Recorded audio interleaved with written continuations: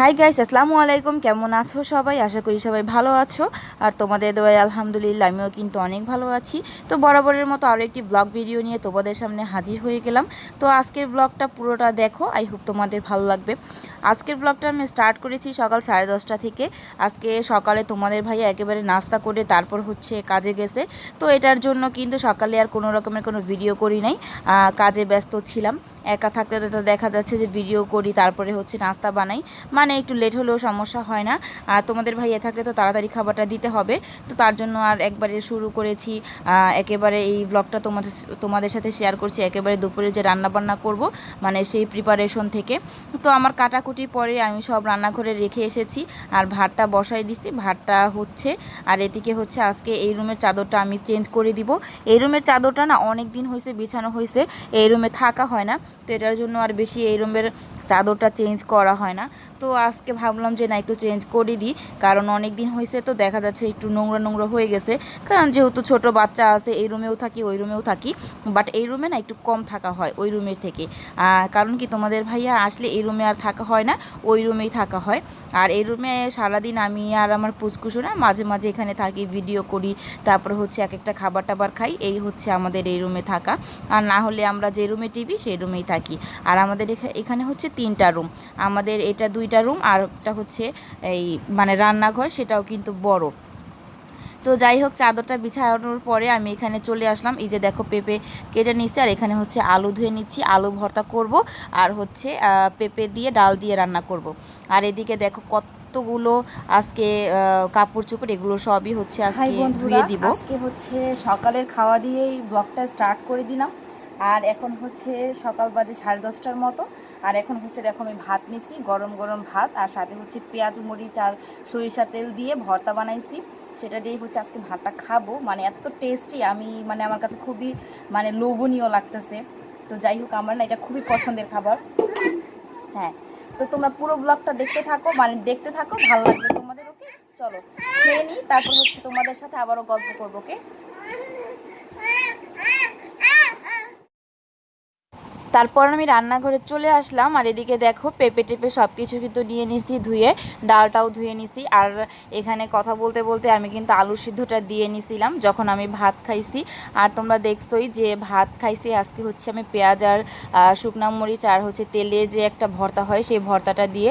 আর সেই ভর্তা দিয়ে আমার গরম গরম ভাত খেতে যা ভালো লাগে, যা বলার মতো না।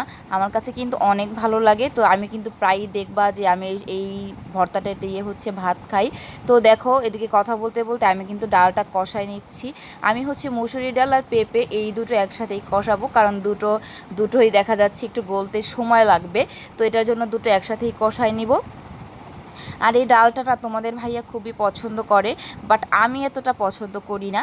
কিন্তু আমি পছন্দ না করলেও আমি খাই না যে তা না। আমাদের ঘরে হচ্ছে মেম্বারই আমরা 2জন। আর আমার পুচকুসোনা তো খেতে পারে না, ও হচ্ছে মাঝে মাঝে এক একটা মাছ ভাজা খাবে, নয়তো এক দুই টুকরা মুরগি ভাজা খাবে। এটাই হচ্ছে তার খাবার, কারণ সে ভাত খেতে চায় না। তো আমিও কোনো জিনিসে আমার না নেই, আমি আলহামদুলিল্লাহ আমি সবই খাই, আমার কোনো বাছাবাছি নেই। অনেকগুলো মানুষ আছে না যে বাছাবাছি করে, এটা খাবো না ওটা খাবো না, বাট আমার ক্ষেত্রে কিন্তু তা না, আমি কিন্তু সবই খাই।